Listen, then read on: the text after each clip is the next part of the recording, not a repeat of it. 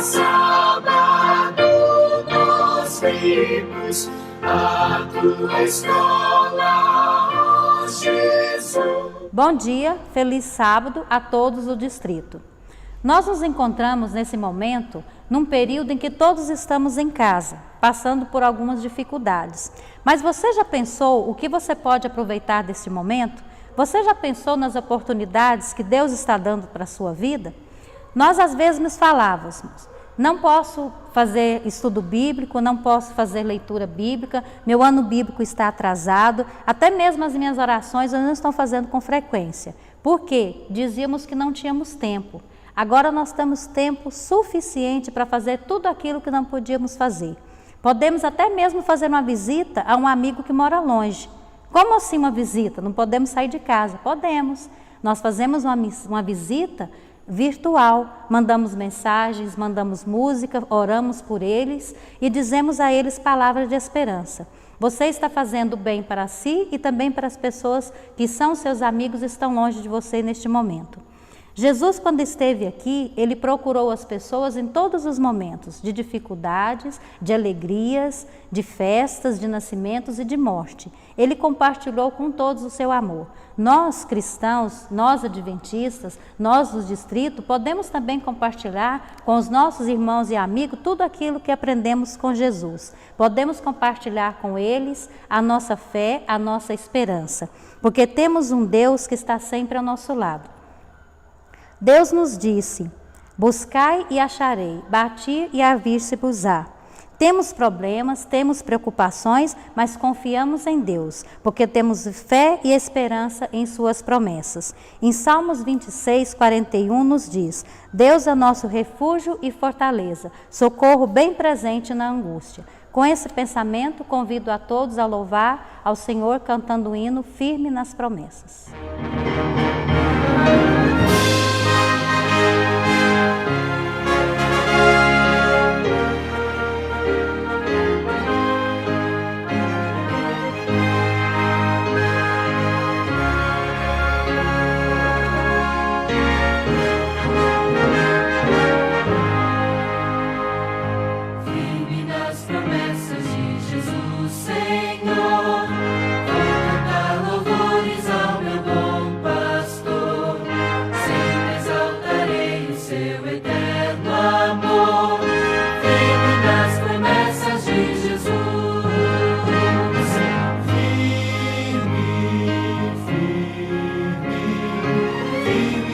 Promessas de Jesus, meu mestre, firme,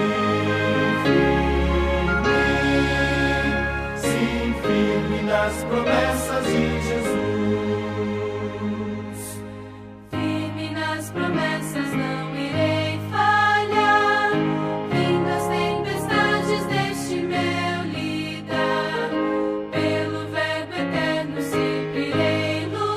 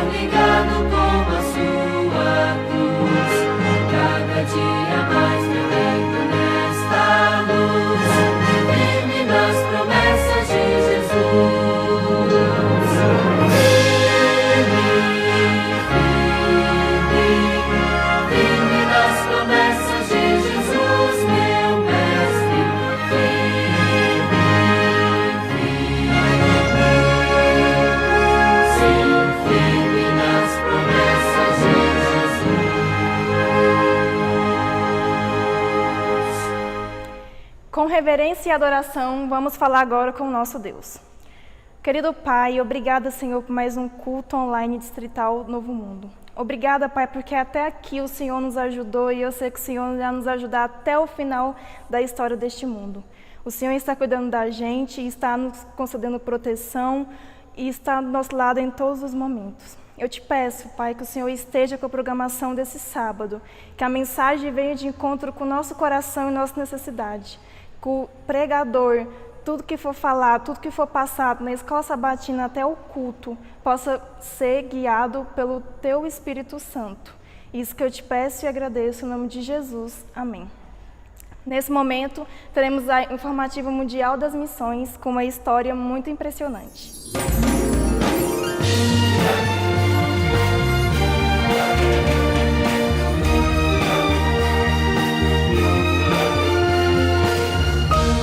Informativo Mundial das Missões.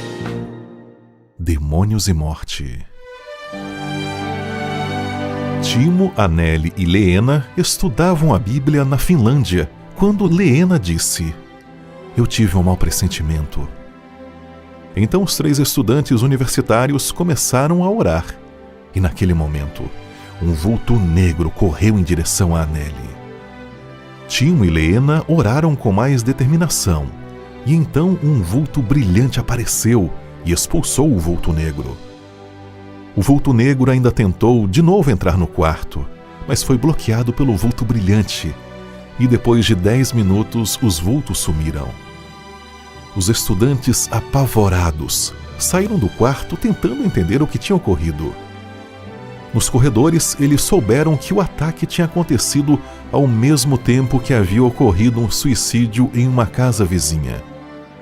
Anneli desabafou que já tinha praticado espiritismo e ainda era perseguida pelos maus espíritos, mas agora tinha entendido que Deus era mais forte.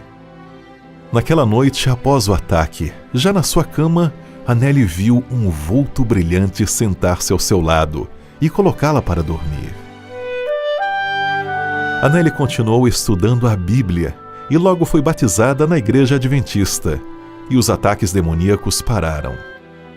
Para Timo, dias depois, ao deitar-se, ele ouviu uma voz dizendo: "Não seja batizado", mas ele ficou firme em Deus. No dia seguinte, ele soube que na noite anterior, outra pessoa havia cometido suicídio perto da casa dele. Timo foi batizado e se tornou pastor adventista, e no seu ministério as experiências sobrenaturais não pararam. Certa noite, por exemplo, em um encontro de pastores, ele e outro colega de ministério sentiram uma súbita necessidade de orar, e então eles oraram por 2 horas naquela madrugada. No dia seguinte, Timo e o outro pastor souberam que um homem havia tentado suicídio ali perto, mas um outro pastor o havia impedido. O pastor Timo afirma que esses eventos sobrenaturais são evidências do grande conflito entre Deus e Satanás. Nossas ofertas neste trimestre irão ajudar a Igreja Adventista no Chipre a ter o seu primeiro templo próprio. Sejamos liberais.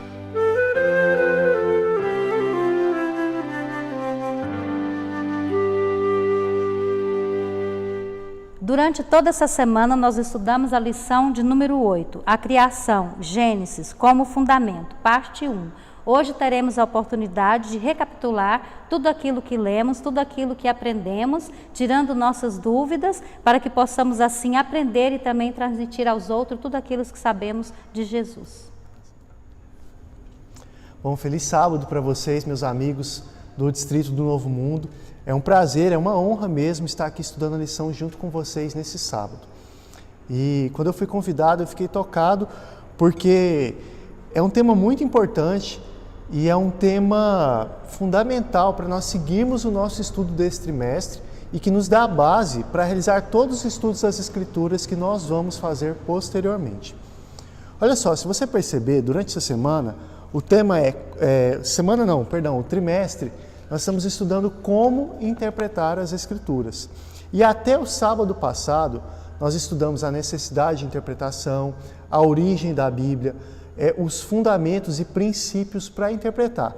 E agora, nós começamos efetivamente a interpretar a Bíblia e uma interpretação inicial que serve de base para todos os nossos estudos posteriores. Então, nessa semana, nós estudamos o começo, o princípio de tudo. E é justamente esse começo que fundamenta todos os propósitos de Deus para a nossa vida e para a nossa salvação. Na verdade, algumas pessoas descrevem, resumem a mensagem da Bíblia da seguinte forma, que a Bíblia conta a história de como Deus salva o ser humano. E eu até concordo com esse resumo da Bíblia. Se fosse resumir a Bíblia em uma frase só, eu até usaria ela também.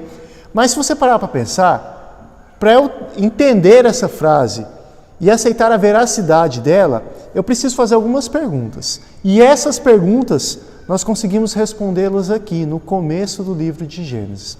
Quais seriam elas? Por exemplo, se eu afirmo que a Bíblia é a história de como Deus salva o homem, primeiro eu preciso entender, o ser humano, ele foi salvo do quê? E segundo, ele é salvo para o quê? E a terceira questão que nós podemos fazer é a seguinte, como alguém pode salvar o ser humano e que autoridade essa pessoa tem, que legitimidade essa pessoa tem para salvar o ser humano. Nós encontramos tudo isso, questões fundamentais não só para o estudo bíblico, mas para a nossa própria existência, aqui no começo de Gênesis. Daí a importância desse estudo. E vamos começar a responder essas perguntas então? Para começar, o princípio, da onde que nós viemos, como tudo surgiu. Na verdade, tudo surgiu na pessoa de Deus. E o interessante é que quando as coisas começam a surgir, Deus já estava lá. E aqui vem um grande mistério que provavelmente as nossas mentes finitas nunca compreenderão. Que é o que? A eternidade de Deus. Eu lembro uma vez que eu estava com uma amiga em casa e nós começamos a discutir, nossa, mas quando que Deus surgiu? Ele estava antes da eternidade, antes da criação, quando que foi o princípio de Deus? Aí uma vizinha nossa estava escutando, ela até nos chamou assim, menina, a gente era bem novo na época, mais novo do que eu sou hoje, e ela falou assim, meninos, vocês param de conversar isso aí, senão vocês vão ficar doido. E assim, lógico que ela falou isso em tom de brincadeira, mas tem um fundo de verdade, porque a nossa mente finita, ela é incapaz de compreender a totalidade do ser divino. Isso é um dos pontos-chave. A eternidade de Deus, olha só, Deus não teve princípio e não tem fim, Ele sempre existiu. O que é isso? Nós que estamos acostumados com essa visão linear da história, né, que tudo tem um começo, passa um tempo e chega num fim, mas Deus está fora disso. E na verdade, quando nós vemos aqui que no princípio Deus criou os céus e a terra, nós vemos que Deus está no princípio antes mesmo dele criar o tempo. Deus ele está fora da própria dimensão temporal. Isso revela a grandiosidade de Deus e já responde uma das questões que nós fizemos antes. Que autoridade, que legitimidade Deus tem para salvar o homem? Olha, aqui nós percebemos que Deus ele é soberano, eterno e além disso ele é o criador de tudo. Isso revela o poder e a autoridade que ele tem, tanto para estabelecer normas, ser o soberano do universo e salvar o ser humano. Agora, como que isso pode acontecer? Nós vamos chegar nesse ponto. Mas ainda eu preciso falar no princípio de um segundo detalhe, que é o seguinte, que nós encontramos em João 1, dos versículos 1 a 3, que aqui revela qual foi o agente da criação. No começo aqui nós já podemos perceber o princípio da Trindade. Olha só, no princípio Deus criou os céus e a terra. Era a terra sem forma e vazia, trevas cobriam a face do abismo e o Espírito de Deus se movia sobre a face das águas. Então nós já vemos a presença de Deus, Pai, a presença do Espírito Santo, Deus Espírito, e agora quando nós completamos o estudo com o texto de João 1, nós percebemos a presença de Cristo, Deus Filho, que nós vemos uma unidade, Trindade unida em harmonia, em propósito, em santidade, para criar todo o universo. E a Bíblia é bem clara ao dizer que sem Cristo nada do que existe foi feito. Cristo foi o agente divino da criação. E outro ponto, agora já falando da questão do tempo, os dias da criação. Você já ouviu falar o seguinte? Eu já escutei isso do professor uma vez. Que ele pegou as eras geológicas que os estudiosos aí seculares falam, períodos de milhares de anos, e ele foi comparando isso com as formas evolutivas com os dias da criação e tentava encaixar. Por exemplo, ele colocava as aves mais ou menos no período da criação em que corresponderia ao dia que Deus criou as aves. Eles tentavam fazer esse casamento com períodos de milhares de anos e a criação divina. Talvez esse entendimento ele seja mais comum da seguinte forma, entendido como evolução teísta. O que seria isso? Que Deus ele teria usado o processo evolutivo para criar tudo que existe. E que esse relato de Gênesis 1 ele seria apenas um relato figurativo, um mito, uma forma que os homens daquela época conseguiram compreender a ação de Deus nessa evolução teísta. Mas isso é algo inadmissível. Isso contraria a própria Bíblia e nós temos vários argumentos em relação a isso. O primeiro deles, que eu acho bem forte, é o seguinte: nós acreditamos num Deus de amor. Nós acreditamos que Deus ele vai restaurar. Na verdade, nós não só acreditamos, a Bíblia ela é muito expressa quanto a isso. Que Deus vai restaurar a terra e vai eliminar todo o mal e toda a morte. Não é isso que está escrito? Não é essa promessa? E não haverá mais lágrimas, não haverá mais morte. Mas se você for analisar o processo de evolução, que envolve necessariamente seleção natural, gente, intrinsecamente com a seleção natural eu tenho o quê? Morte dos menos aptos e sobrevivência dos mais aptos. Então como que um Deus que se julga de amor, que se diz ser de amor e que promete acabar com a morte, como que ele usa a morte como parte do seu processo de criação? Não é contraditório? Fora isso, tem mais coisa. Nós podemos pensar que o termo que ele usa aqui é do hebraico yom. E esse termo, ele é sempre utilizado para representar dias literais.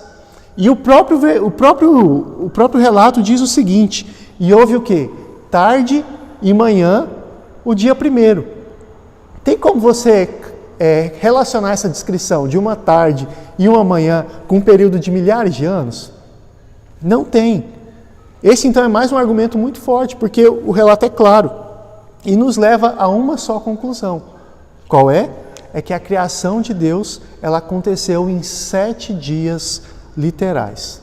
E por falar em 7 dias literais, aqui vem um outro princípio fundamental da Bíblia que está intimamente relacionado à criação e tudo isso que a gente já falou um pouco. Lembra que nós estudamos em algumas lições passadas que a Bíblia ela não se contradiz, pelo contrário, ela se completa, que nós vamos comparando textos com textos. Por isso, uma verdade que a gente descobre, ela serve de fundamento para nós conhecermos outras verdades melhor. E também amplia a nossa compreensão de verdades que nós já tivemos contato. A unidade da Bíblia, nós precisamos disso. E diante desse relato da criação, de dias literais, nós chegamos a outra verdade, que é o quê? Que é o princípio do sábado bíblico, o dia de descanso estabelecido por Deus. Olha só, Deus ele criou toda a nossa terra, o céu, os mares e tudo que neles existe em 6 dias. Mas a obra criadora dele não terminou aí. Na verdade, teve um último ato que ele criou que foi justamente o dia de descanso. Então Deus ele cria um momento especial, um templo separado no tempo para adoração. Ele abençoa e santifica, ele separa, santifica e abençoa o dia de sábado. Um dia que é um memorial da sua atividade criadora. E um detalhe, por que é tão importante Deus destacar assim a sua atividade criadora? É porque apenas Deus e somente Deus tem o poder criador absoluto. O que eu quero dizer com poder criador absoluto? É aquela capacidade de criar a partir do nada. Olha só, nós seres humanos, nós temos um papel, alguma atividade criadora. Por exemplo, um artista, um escultor, ele pega uma pedra e a partir daquele material ele cria uma obra de arte. Uma cozinheira, ela pega ingredientes e a partir daquilo ela cria um prato. Agora Deus, ele é capaz de criar a partir do nada. E isso somente Deus pode fazer. Isso está intimamente relacionado com a soberania de Deus, porque Ele é o único Deus criador. E daí a importância do sábado. Não é só um dia na semana. Não é só um momento de descanso que eu posso escolher o que eu quiser. É um mandamento específico de Deus que tem um propósito específico, que é qual? Honrar o único Deus criador e preservar na mente e no coração dos homens que Deus é o Criador.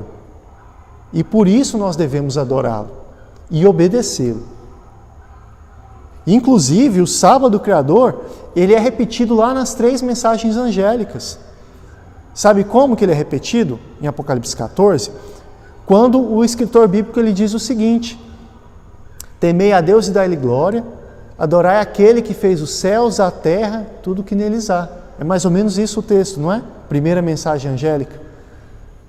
Ela nos remete ao Deus Criador. E isso nos remete ao sábado, que é o selo, a representação de Deus como Criador. E esse é um mandamento, uma verdade que foi deixada mais clara ainda no Êxodo, nos 10 mandamentos. É o 4º mandamento dos 10, mas é um princípio bíblico que já existe desde a criação do mundo. Agora, se nós seguimos um pouco mais no relato da criação, nós vamos ver que a partir do capítulo 2, nós temos uma história mais detalhada da criação do homem. Como que foi a formação do homem, da mulher, em detalhes. É uma descrição complementar que ela especifica alguns aspectos do relato, que o relato anterior ele foi mais genérico, ela entra mais em detalhes aqui no capítulo 2. E o que ele ensina aqui? A criação do homem e da mulher. E depois que Deus criou o homem e a mulher, Ele criou outra coisa muito importante. Uma instituição que é uma bênção para nós, uma segurança para nós até o dia de hoje. Vocês fazem ideia do que é isso? Vocês lembram o que pode ser? Sim, é o casamento. Meu irmão, se você está achando que o casamento não pode ser uma bênção, vamos orar, vamos buscar orientação bíblica, porque assim, Deus deixou o casamento para nós. Não foi para ser dor de cabeça, não foi para ficar brigando, foi para ser uma bênção, para ser um pedacinho do céu aqui na terra. E Deus criou o casamento antes mesmo do pecado. E aqui Deus deixa claro o que é o plano dele, qual é o propósito dele, qual que é a maneira correta de um casamento. Olha, aqui eu não quero ofender ninguém, não quero fazer discriminação com ninguém, mas eu não posso deixar de falar uma verdade, que é que Deus estabeleceu o casamento entre um homem e uma mulher. Quando Deus ele criou uma ajudadora para Adão, ele fez um ser do sexo feminino. E aí é bem claro, olha, por isso o homem deixará pai e mãe, ou seja, aqui eu já represento a família anterior, que é de um homem e uma mulher, e se unirá à sua mulher, e eles se tornarão uma só carne. E inclusive aqui, isso é frisado mais uma vez na bênção que Deus dá, que envolve a reprodução, a multiplicação da família, que também só pode acontecer entre homem e mulher, sexos opostos. Mas aqui eu deixo bem claro, eu não quero criticar ninguém, ofender ninguém, mas eu preciso esclarecer a verdade bíblica e o que Deus quer para nós, que é o melhor para nós. Ninguém tem direito de julgar ninguém nessa terra. Cada um de nós somos pecadores, mas justamente por essa nossa característica pecadora e má, nós temos a tendência de criticar os pecados dos outros. Não é bem assim? Sempre os meus pecados, os pecados próprios, nós temos a tendência de amenizá-los. Não, mas isso é menos importante. Isso não é tão grave. Agora, os pecados alheios, não, isso é um absurdo. Não é possível, quem faz isso não vai entrar para o céu. Olha, o irmão que olha para uma mulher que não seja sua esposa com um olhar de lascívia e que acaricia esse tipo de pensamento, ele é tão pecador quanto alguém que tem práticas homossexuais. E se nenhum dos dois se arrependerem, ambos vão se perder. Nenhum pecado... Não, o pessoal fala que não existe pecadinho, não existe pecadão. Realmente, tem alguns pecados que têm consequências mais graves. Mas nós temos que entender que qualquer pecado que seja acariciado, ele vai ocasionar a perdição da pessoa que acaricia esse pecado. E por outro lado, qualquer pecado, não importa as suas consequências, se aquele pecador ele se entrega a Deus e se arrepende, ele vai encontrar graça, misericórdia, perdão e salvação. Ninguém tem direito de expulsar ninguém da igreja, pessoa individualmente. Não falo aqui da disciplina do corpo coletivo. Vocês entenderam o que eu quis dizer. Ninguém tem direito de julgar a pessoa e dizer que ele não é apto para estar no corpo de crentes. Novamente eu friso que eu não estou tratando da disciplina eclesiástica, que isso é um outro princípio bíblico. Mas estou falando que nós individualmente não temos o direito de olhar para o outro e falar, eu sou melhor que ele.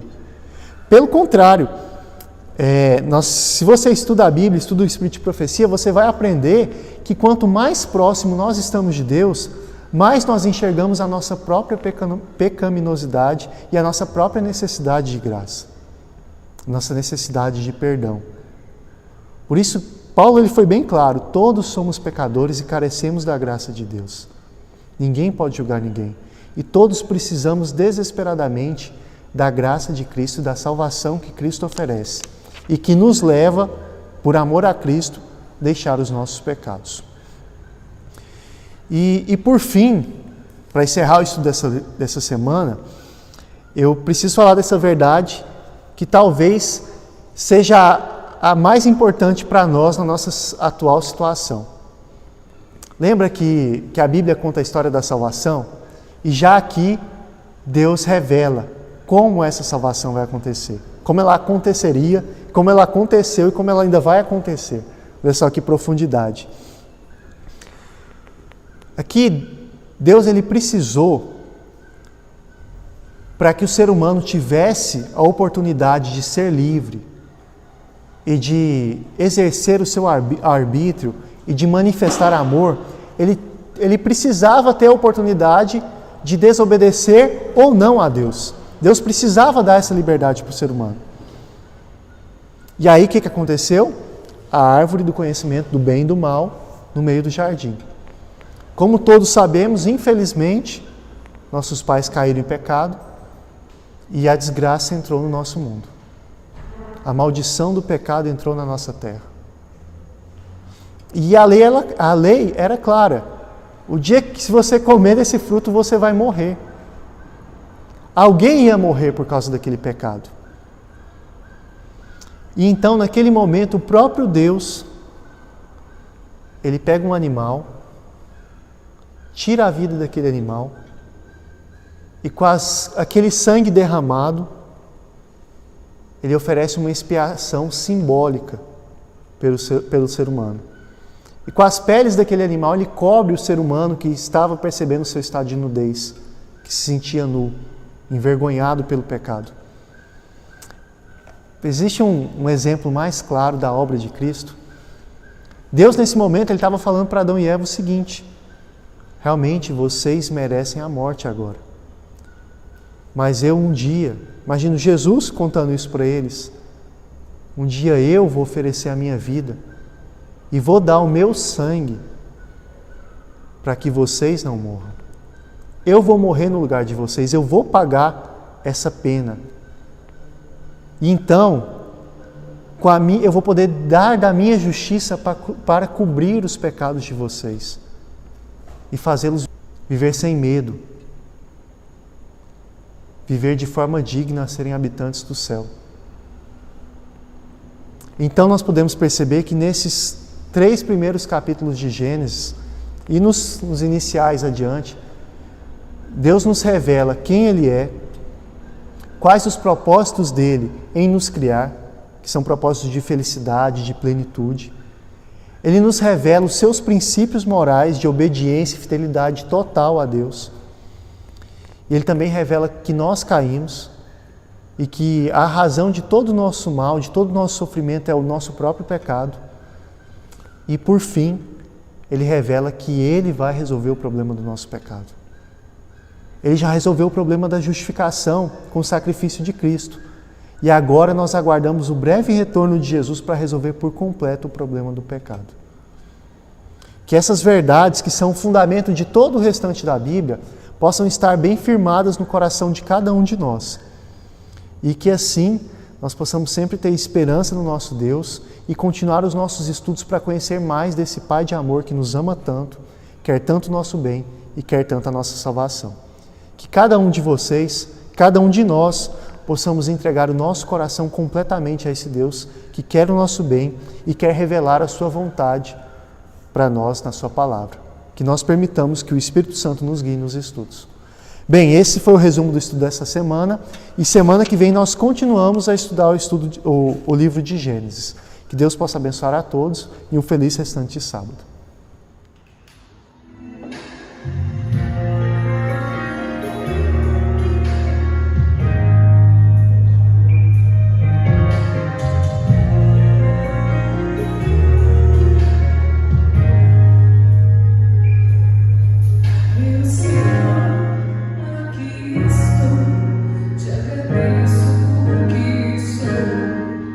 Pois tornaste todo meu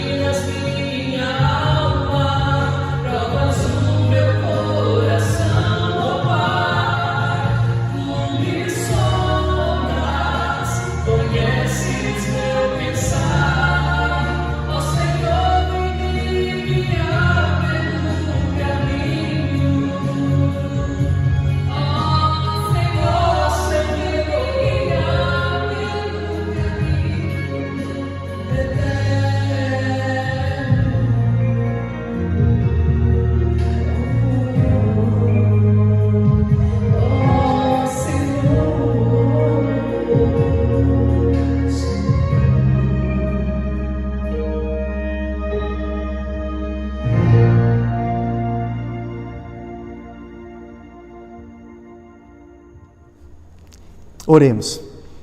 Senhor Deus, muito obrigado, Senhor, por Tua misericórdia e por Tua obra de salvação. O Senhor conhece o quão imperfeitos nós somos. O Senhor conhece o quanto nós somos maus, quanto nós somos indignos. Mas, por favor, Senhor, nos perdoe, nos salve, nos cubra com a Tua justiça e nos encha com Teu amor, um amor que nos faz viver conforme a Tua vontade. É o que rogamos, segundo o Senhor deseja, em nome de Jesus. Amém.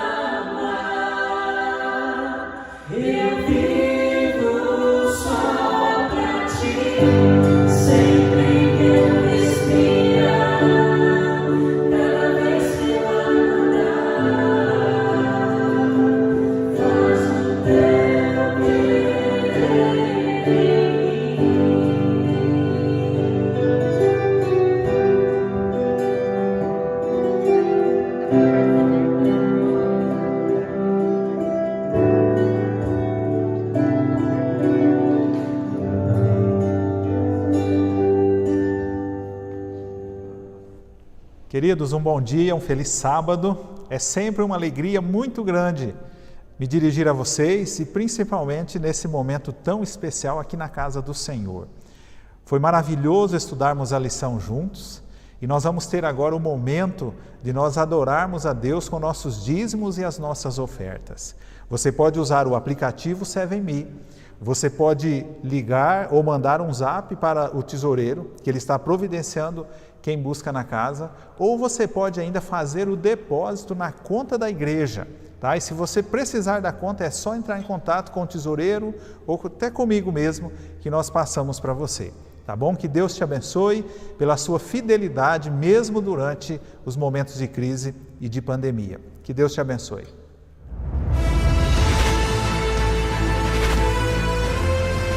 Provai e vede. História de hoje: desenvolvimento dos dons. Lucas é uma criança muito feliz. Ele gosta de brincar no parquinho, jogar bola com seu pai e, se deixar, fica o dia inteiro na piscina. Nascida em um lar adventista, a igreja sempre fez parte de sua vida. É ali que seu potencial para participar de atividades espirituais se destaca. Sempre atento às programações, ele é motivo de grande satisfação para seus pais. Lucas, porém, apresentava um problema. Tinha dificuldades na leitura e não conseguia acompanhar o ritmo da sua turma na escola. Mesmo assim, todos os dias, ele abria a Bíblia na esperança de ler as palavras. Um dia, ao participar do pequeno grupo em sua casa, algo surpreendente aconteceu com Lucas. Tem como eu ler um texto da Bíblia? Sim, Lucas. Está baseado aqui no livro de Apocalipse, capítulo 1, versículo 8 e versículo 5 a 6, que diz: Eu sou o Alfa e Ômega, diz o Senhor Deus, aquele que é, que era e que há de vir. E da parte de Jesus Cristo, a fiel testemunha, o primogênito dos mortos e o soberano dos reis da terra, aquele que nos ama e pelo seu sangue nos libertou dos nossos pecados e nos constituiu reino, sacerdotes para o seu Deus e Pai. A Ele a glória e o domínio pelos séculos dos séculos. Amém. Ô Lucas, eu fiquei sem entender hoje no pequeno grupo. Você pediu para ler um texto bíblico da Bíblia, mas você não sabe ler. Como foi isso? Lucas disse para sua mãe que Jesus estava ajudando-o com a leitura e a compreensão dos versos bíblicos. A partir daí, a sua vida mudou progressivamente. Na escola, ele está colocado entre os alunos mais estudiosos. Os professores estão sempre atentos às suas perguntas e dedicam muita atenção a ele. E não faltam amigos para compartilhar os bons momentos da hora do recreio. Lucas sempre foi uma criança muito temente a Deus. Seu principal passatempo é ouvir músicas cristãs, cantar hinos de louvor e estudar as Sagradas Escrituras. Lucas é uma criança que não apenas lê a Bíblia, ele estuda as histórias, parábolas e profecias com dedicação. Produz seus próprios slides para ilustrar os pequenos sermões que ele mesmo cria. Por causa disso, ele tem sido chamado para pregar em muitas igrejas. Que é um assunto de muita alegria, é a maior esperança que nós temos, e que é um assunto que também é um assunto de muita atenção e de muita preparação. E é o assunto da volta de Jesus. E quem crê que ele vai voltar, diga amém! Amém! Antes, porém, de nós abrirmos a agenda não para de crescer. E isso só fortalece seu desejo de ser um evangelista num futuro muito próximo. Porque, meu querido amigo, a nossa vida tem que ter teoria e prática para nós mostrarmos que Jesus é o Redentor. Ele morreu, ressuscitou e ele vai voltar aqui para essa terra. Amém. Vem para os braços braços de Jesus. Nosso desejo é que todos os pais e os responsáveis estejam atentos à vida espiritual de seus filhos, criando as condições favoráveis para o envolvimento com os ministérios da igreja e o desenvolvimento dos dons espirituais. Quer ser feliz? Santo, santo. Nossas crianças e juvenis de hoje serão os mensageiros da verdade num futuro desafiador. Provai e vede. E agora eu os convido para esse momento especial de adoração, através dos dízimos e das ofertas. Que Deus os abençoe. Continuando a nossa adoração a Deus, esse Deus maravilhoso que nos dá a vida, nos dá a saúde, nos dá a alegria, nos dá a certeza da salvação, é que nós queremos dar as boas-vindas a você e nós vamos continuar a nossa adoração cantando o hino de número 58 do nosso inário, Conta-me a Velha História.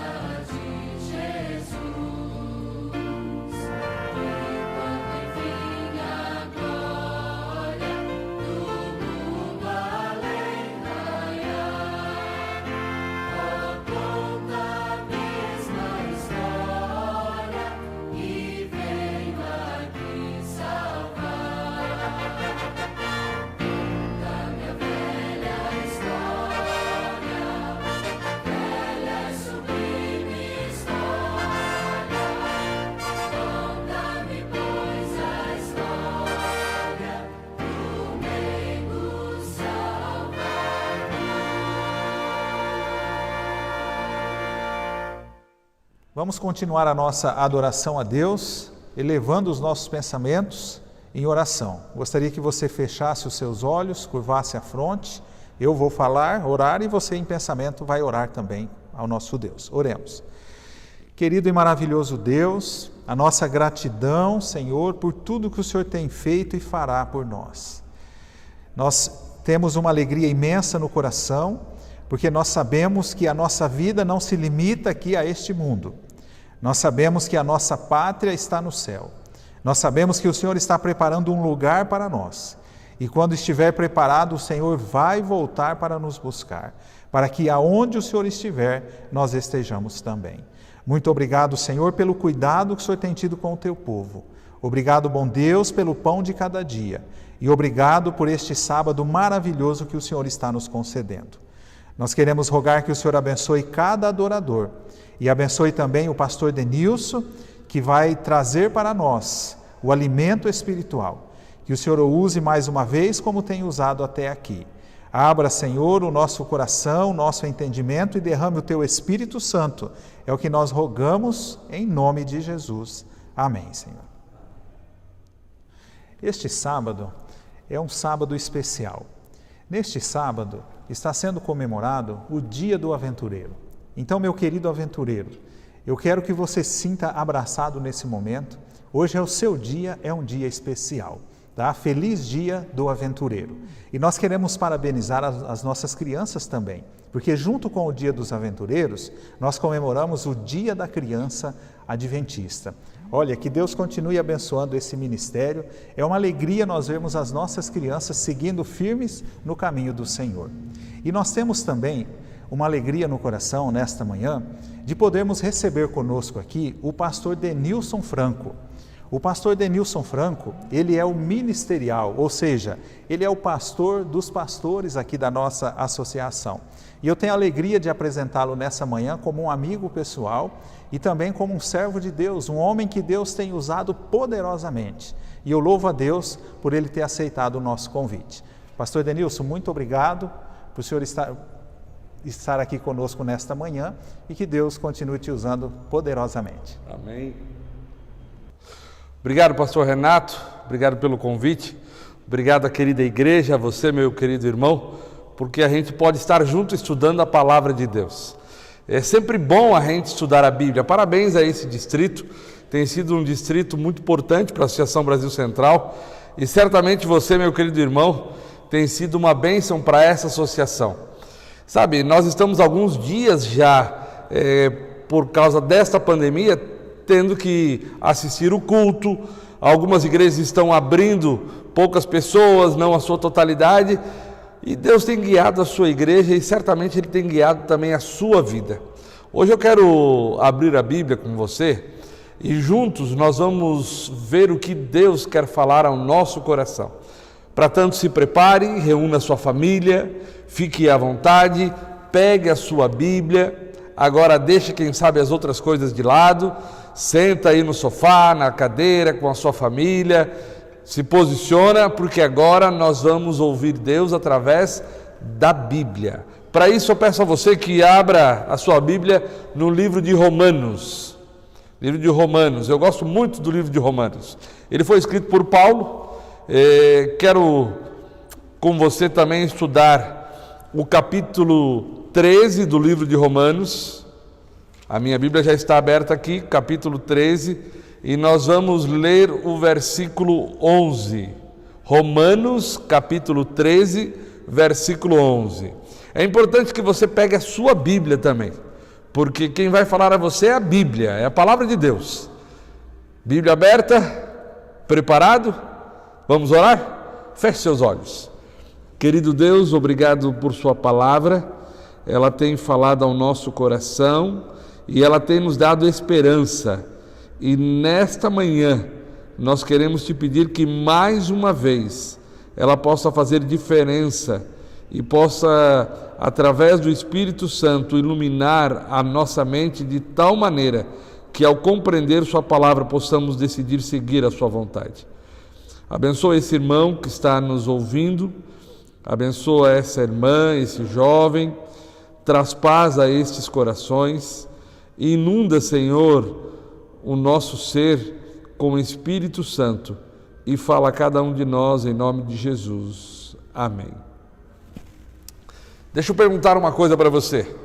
O título dessa mensagem, desse sermão é Eu Ainda Creio, em forma de pergunta. Eu ainda acredito.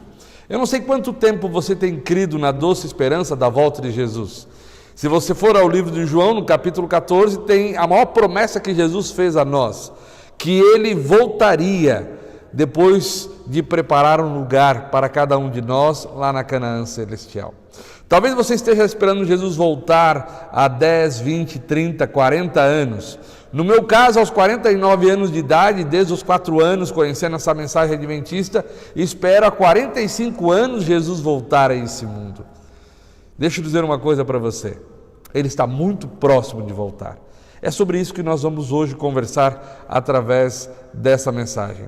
Então, Romanos capítulo 13, no versículo 11, eu leio assim na minha versão: Fazei isto conhecendo o tempo, já é hora de despertarmos do sono, porque a nossa salvação está agora mais perto de nós do que quando nós aceitamos a fé. A noite é passada e o dia é chegado. Rejeitemos, pois, as obras das trevas e vistamo-nos das armas da luz. Andemos honestamente como de dia, não em glutonarias, nem em bebedices, nem em orgias de dissoluções, nem contendas ou inveja. Antes revestivos do Senhor Jesus Cristo, e não tenhais cuidado da carne em suas concupiscências. Volto ao versículo 11: E fazei isto conhecendo o tempo, já é hora de despertarmos do sono. Queridos, deixa eu começar com uma história. Eu estava na cidade de Guaratuba, o litoral do Paraná, fazendo uma série de conferências. Estava assim uma semana muito bonita, todos os dias ensolarados, as noites assim com estrelas. Uma semana muito bonita. Um auditório todas as noites lotado, era uma tenda. E um dia, um irmão que era de uma das nossas igrejas na cidade de Guaratuba falou para mim: pastor, amanhã vai amanhecer chovendo. E eu disse: não, irmão, o céu está aí, limpo, está tudo certo, não há nuvens. Pastor, amanhã tem chuva. No outro dia eu cheguei lá no auditório e estava chovendo. E choveu durante mais de uma semana. Diferente aqui do estado de Goiás, o Paraná ele tem chuva o ano inteiro e às vezes chove uma semana, 10 dias. E choveu mais de uma semana sem a gente poder ver o azul do céu. E eu já estava ficando incomodado com aquilo. De repente esse mesmo irmão chega para mim e fala assim: pastor, daqui 2 ou 3 dias vai parar de chover. No outro dia ele falou para mim: pastor, daqui 1 ou 2 dias vai parar de chover. E no outro dia ele falou para mim: pastor, amanhã vai amanhecer sol. Eu pensei, mas que homem é esse? No outro dia, queridos, amanheceu um sol maravilhoso, como se não tivesse chovido aquela semana. E eu fiquei me perguntando, à noite eu quero saber qual é o segredo. E à noite no auditório, antes de eu pregar, eu chamei esse irmão, ele era uma pessoa muito querida minha, já tínhamos feito uma boa amizade, e eu perguntei para ele: que coisa é essa, meu irmão? Que você fala que vai chover e chove, você diz que vai parar e para. Que coisa é essa? E ele olhou para mim e disse assim: pastor, eu sou pescador e eu saio com um barco pescar em alto mar e fico às vezes dias pescando. Eu tenho que conhecer o tempo, porque senão eu posso colocar a minha vida e a vida dos meus funcionários em risco. Eu tenho que saber em que tempo ou o que está acontecendo no tempo. E foi ele que falou para mim: o senhor conhece o que está escrito em Romanos capítulo 13, versículo 11? Já é hora de conhecermos o tempo. E ele foi para o lado espiritual e ele perguntou: pastor, o senhor conhece o tempo que estamos vivendo? E nós conversamos muito sobre a questão do final dos tempos. Deixa eu perguntar uma coisa para você, meu querido irmão. Você está alerta ao tempo em que nós estamos vivendo? Entende você o período que nós estamos vivendo como uma história? Sabe por que muitas vezes Paulo está dizendo para nós, já é hora de conhecermos o tempo? Porque ele mesmo coloca aqui que nós devemos despertar do sono. Nós devemos despertar sim do sono. E devemos pedir que Deus nos ajude a despertar desse sono. A gente gosta de dormir, eu gosto de dormir. Certamente você também gosta de dormir. E a gente não gosta de ser incomodado de jeito nenhum quando está dormindo. Eu me lembro, por exemplo, quando meus filhos nasceram, a minha filha, muitas vezes a gente tinha que atendê-la E às vezes a esposa dizia, não, agora vai você, quando ela estava chorando. E a gente tinha que levantar. A gente não gosta de despertar do sono. Deus, sabendo disso, agora ele chega para Paulo, e Paulo está falando, aqui o contexto é exatamente no final dos tempos, e ele diz, já é hora de despertarmos do sono. Por quê? Porque Satanás ele vem tentando fazer com que as pessoas deixem de crer na maior promessa da Bíblia, que é a volta de Jesus. De alguma forma, Satanás está tentando fazer com que a gente não acredite naquilo que a Bíblia coloca como final dos tempos. Se você for aí ao livro de Daniel, você vai ver a mensagem de Deus para as pessoas dos últimos dias. Se você, através do capítulo 12 do livro de Daniel, estudar, você vai ver a revelação de Deus a esse profeta, dando entendimento do que ocorreria no tempo do fim. Mas, especificamente no versículo 4, esse tempo chegaria após o período profético que Daniel coloca ali em seu livro, no versículo 7. E esse período equivaleria a 1260 anos, algo que começaria em 538 e terminaria em 1798, nos quais o romanismo mudaria o decálogo, perseguiria os fiéis de Deus e lançaria a verdade por terra, de acordo com Daniel 7:25.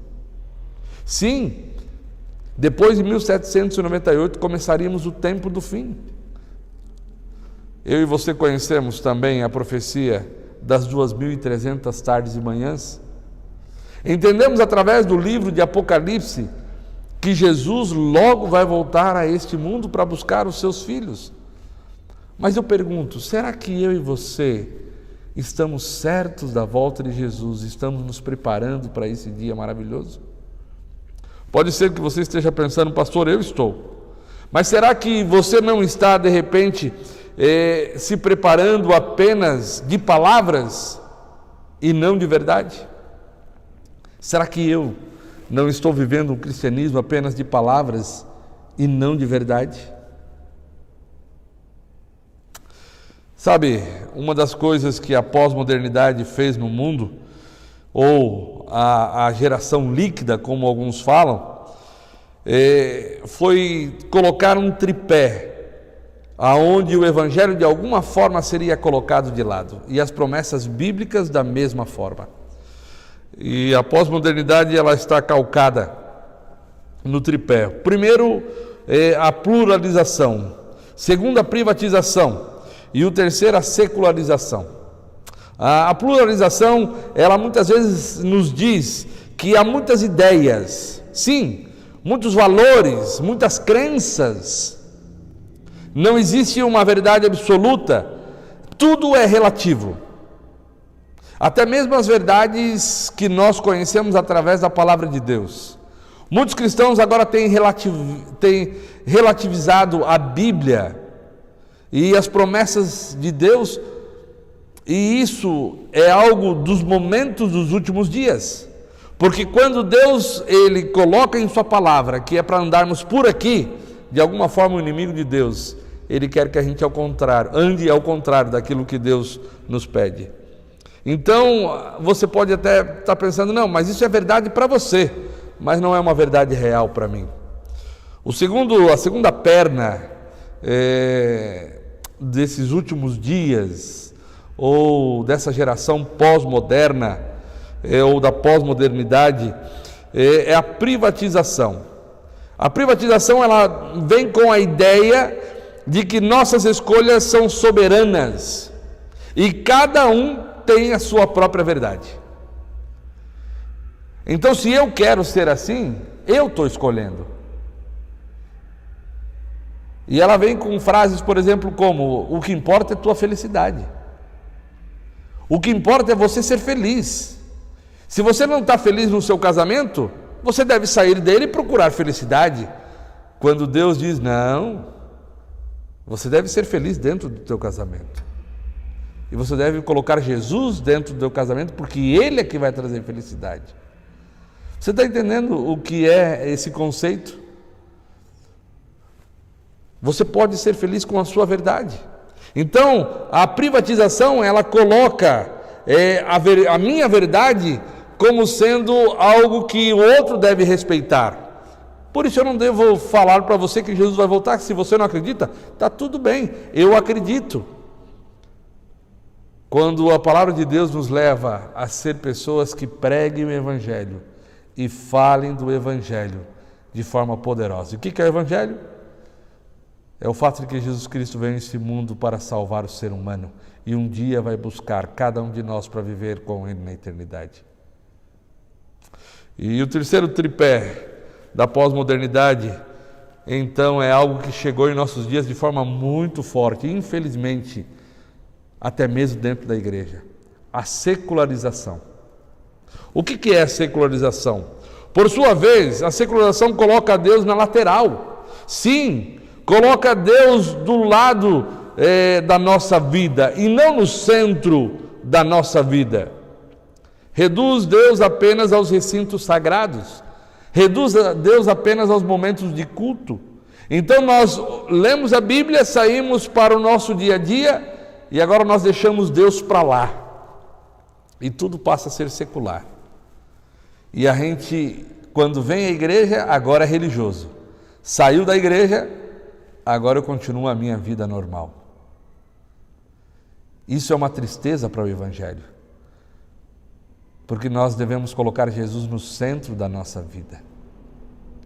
E é nesses últimos dias, onde a pós-modernidade tem colocado na cabeça do ser humano que tudo é relativo, que tudo é pessoal e que tudo é secular, é que a Bíblia, através do livro de Daniel, nos apresenta que nos últimos dias essas coisas ocorreriam. E é por isso que Paulo, também de forma escatológica, nesse capítulo ele diz: acorda, já é hora de despertarmos do sono. Porque a nossa salvação está mais perto de nós do que quando no princípio nós cremos. Eu volto a perguntar para você: há quanto tempo você tem crido na volta de Jesus? Aliás, você tem feito da volta de Jesus algo real na tua vida? Você tem confiado na volta de Jesus de todo o teu coração? Sabe, às vezes eu fico pensando que os motivos que nos levam a querer ir para o céu são motivos egoístas. Por isso que muitos deixam de crer de verdade que Jesus vai voltar. Chega para uma pessoa que está em fase terminal, fala da volta de Jesus, o que ela vai fazer? Aceitar. E deixa eu dizer uma coisa, Jesus aceita esta pessoa. Mas às vezes a pessoa melhora e ela deixa de andar com Cristo Jesus. Será que nós queremos ver mesmo Jesus voltar? Nós estamos num período de pandemia. Na verdade, esse período de quarentena, ao meu ver, é realmente Deus nos preparando nessa quarentena para as coisas piores que irão acontecer. Irmãos, eu não vim aqui dizer para você que está tudo certo e as coisas vão melhorar, ficar 100%. Não! Eu estou aqui para dizer para você que nós estamos no tempo do fim. E o Senhor Jesus Cristo está nos dando uma chance de estarmos preparados. Você sabe que antes do cerco de Jerusalém, houve o primeiro cerco de Jerusalém, onde as pessoas naquele cerco tiveram a oportunidade de sair de Jerusalém, antes da destruição do ano 70. Deus deu chance para que elas saíssem dali, mas elas não o fizeram. Então vem o cerco do ano 70, o templo foi derrubado, Jerusalém foi destruída. Você sabe que antes de acontecer um tsunami grande, as ondas elas se recolhem, e depois de se recolherem, ela vem com toda a força, e ela passa assim a destruir tudo que está na sua frente. Sabe o que está acontecendo? As ondas estão se recolhendo. Através da profecia bíblica, nós podemos ver que Jesus logo vai voltar. E é por isso que Paulo diz para nós: acorda, já é hora de você despertar do sono. Jesus está vindo. A tua salvação está mais perto agora do que quando no princípio você passou a crer. Não durma como fez lá as 10 virgens, mas 5 delas sem o Espírito Santo. Procure a Deus todos os momentos da tua vida. Não queira ir para o céu por o egoísmo, mas queira ir para o céu porque você tem um conhecimento real com Cristo Jesus. E esse deve ser o nosso real motivo de querer chegar à Canaã celestial. a nossa amizade com Jesus, o nosso conhecimento com Ele, a nossa vida ao lado dEle. Queridos, essa promessa da volta de Jesus é algo que deve inundar o nosso coração. Essa promessa da volta de Jesus é algo que deve fazer diferença todos os dias na nossa vida. Nós devemos trabalhar para isso, nós devemos estudar para isso, nós devemos casar para isso, nós devemos ter famílias para isso. Para quê? Para aguardar Jesus voltar a esse mundo. Para aguardar Jesus voltar a esse mundo. Deixa eu dizer para você uma coisa. Eu sei que você conhece muito da volta de Jesus, mas quem sabe nessa manhã o Espírito Santo está querendo nos relembrar que Jesus virá em glória e majestade. Se você for aí ao livro de Atos, por exemplo, no capítulo 1 do livro de Atos, no versículo 11, você vai ler o seguinte: os quais disseram: varões galileus, por que estáis olhando para o céu? Esse Jesus dentre vós que foi recebido em cima no céu, há de vir, como para o céu o viste subir. Jesus, ele foi de forma corpórea e ele voltará com poder e grande glória de forma corpórea. Eu gosto muito do livro de Apocalipse, no primeiro capítulo do livro de Apocalipse. Primeiro capítulo de Apocalipse. E no versículo 7 nós lemos: vede, ele vem com as nuvens e todo olho o verá. Palavra de Deus que diz que todo olho verá Jesus voltar a esse mundo. Todo olho verá. Eu me lembro de uma irmã que fui pastor dela e ela ficou cega, perdeu a visão. E tempo depois eu a encontrei, já não era mais pastor dela, e eu fui consolar. E ela disse para mim: pastor, o maior consolo da minha vida é porque no livro de Apocalipse diz que todo olho verá Jesus voltar e meus olhos se abrirão para ver o meu Salvador. Você está entendendo o que é isso? Se você for ao livro de Tessalonicenses, na primeira carta, no capítulo 4, e for até o versículo 13, você vai ver que Jesus virá com os anjos ao som de trombeta, ressoada a trombeta de Deus, diz a Bíblia, ressoada a trombeta de Deus. Deixa eu dizer uma coisa para você, meu querido irmão: todo ouvido ouvirá Jesus voltar. Eu fico pensando que será um momento inesquecível. Talvez a dona de casa esteja em casa e daqui a pouco ela vai ouvir o som da trombeta de Deus. Talvez alguns estejam numa fábrica, talvez alguns estejam em algum lugar, em algum sítio, fazenda, na rua. O fato é que ao som da trombeta chamará a atenção das pessoas e elas olharão Jesus voltar, porque estarão ouvindo o melhor som de todos eles. Eu não sei você, mas eu gosto da boa música. Embora eu não tenha dom, eu gosto da boa música. Mas eu fico imaginando de tudo que eu já ouvi. E muitas vezes me emocionei ao ouvir boa música, seja ela tocada ou cantada. Não vai chegar perto desse dia maravilhoso de ouvir o som da trombeta de Deus. A Bíblia também diz no livro de Apocalipse, de Mateus, no capítulo 24, que Jesus virá com poder e grande glória. Com poder e grande glória. Capítulo 24, agora versículo 31. Quando vier o Filho do Homem vir em sua glória, em todos os santos anjos, com ele, então se assentarão no trono de sua glória. Cristo não virá mais numa manjedoura, mas virá com poder e grande glória. Queridos, todos esses versos são para todos nós conhecidos, bem como um dos versos que nós conhecemos mais de cor, que é o verso de João, agora no capítulo 14. Não se turbe o vosso coração, credes em Deus, credes também em mim. Na casa do meu pai há muitas moradas, se não fosse assim eu vou-lhe teria dito, pois vou preparar-vos lugar. E quando eu for e vos preparar lugar, eu voltarei, disse Jesus, e vos receberei para mim mesmo, para que aonde eu estou, vocês estejam também. Há quanto tempo você tem aguardado Jesus voltar? O fato é, Ele vai voltar. E sabe o que está acontecendo nesses dias de pandemia? Eu vou te falar o que está acontecendo. Deus está querendo acordar a sua igreja. E quem é a sua igreja? A sua igreja é você. Deus está querendo dizer para mim e para você: ei, acorda, já é hora de despertar do sono, porque a tua salvação está mais perto agora do que quando no princípio você creu. Já é hora de acordarmos, porque Deus, através da Bíblia, nos revelou o que estaria acontecendo nos últimos dias da história desse mundo. Deixa eu terminar com você com uma história. Eu pregava sobre a volta de Jesus. E ao pregar sobre a volta de Jesus, eu falava numa série de conferências também na cidade de Curitiba sobre essa doce promessa da volta de Jesus. E eu pregava com muita vontade de ver Jesus voltar. Nós estávamos num auditório de umas 400, 500 pessoas. E uma senhora se levantou do lugar onde ela estava. Não era comum isso. E ela levantou as mãos, se levantou e veio vindo na minha direção. E quando ela foi chegando na minha direção, eu fiquei preocupado com a reação que ela poderia ter.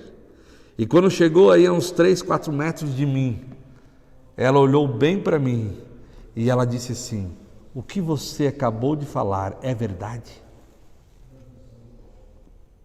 E eu disse: é. Mais uma vez ela disse: ei, o que você acabou de falar da volta de Jesus é verdade? E eu disse para ela: é verdade, porque não são as minhas palavras. São promessas que estão na Bíblia, que é a palavra de Deus. Quem falou que ia voltar era o Senhor Jesus Cristo.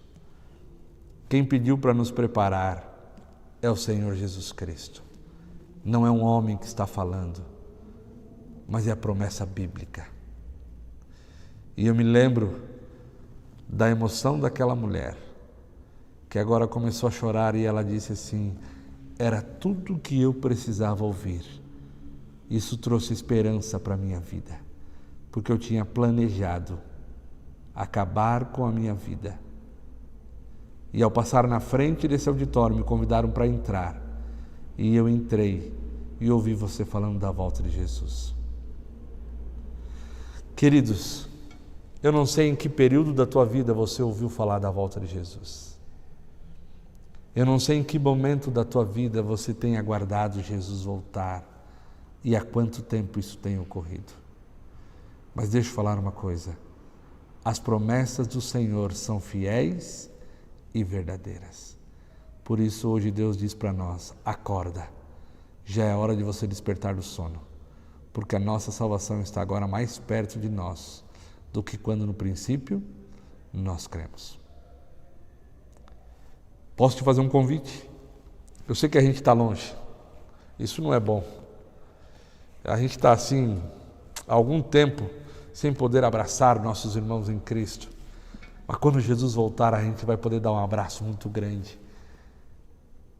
Um no outro e a gente no próprio Jesus. Mas você está aí com a sua família. Deixa eu dizer uma coisa para você. Quem sabe não é hora de você, junto com a sua família, reforçar o seu desejo de ver Jesus voltar.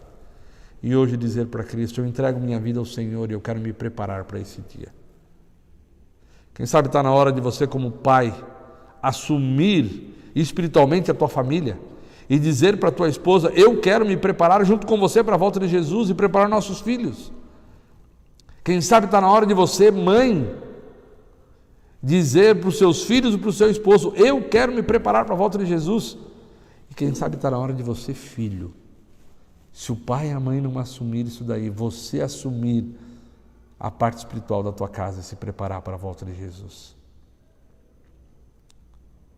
Quem sabe Deus está te fazendo um convite nesse momento. Eu não sei exatamente para quem eu estou pregando, quem está ouvindo esta mensagem, mas eu sei uma coisa: é filho de Deus e o Espírito Santo pode te alcançar.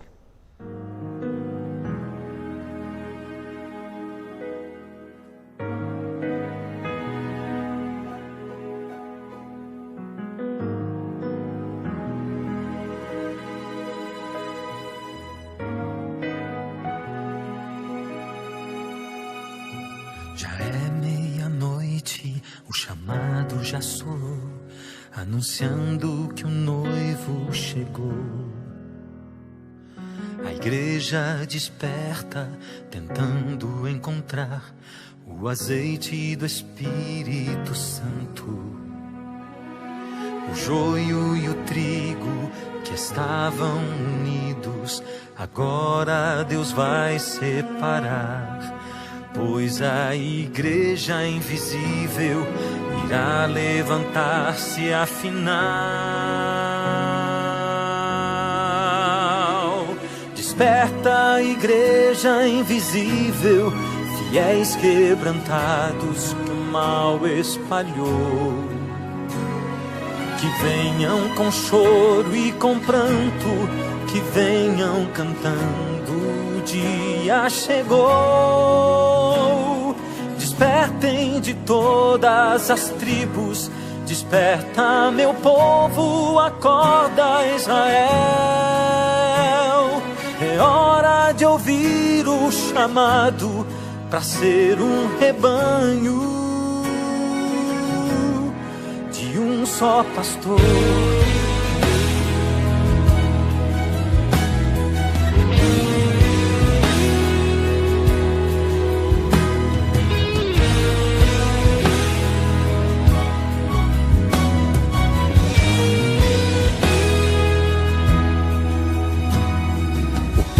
Escolhido, os filhos de Abraão, que espalhados no mundo estão. O povo de Cristo, restante de Israel, a igreja invisível se fez. São cegos que enxergam, são trigo no joio, ovelhas que estão sem pastor. Esses heróis quebrantados já ouvem a voz do Senhor.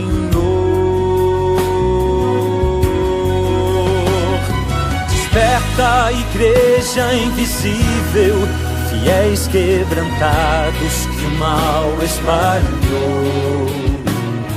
Que venham com choro e com pranto, que venham cantando, o dia chegou.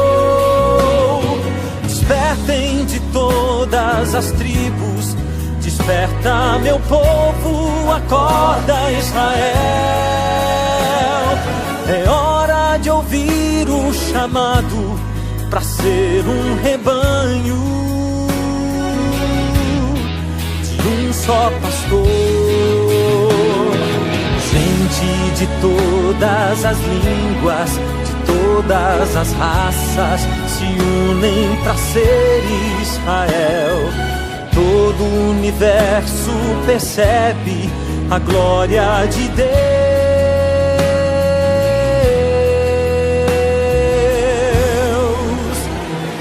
Desperta, igreja invisível, fiéis quebrantados que o mal espalhou. Venham com choro e com pranto, venham cantando, o dia chegou. Despertem de todas as tribos, desperta meu povo, acorda Israel. É hora de ouvir o chamado para ser um rebanho, um só pastor.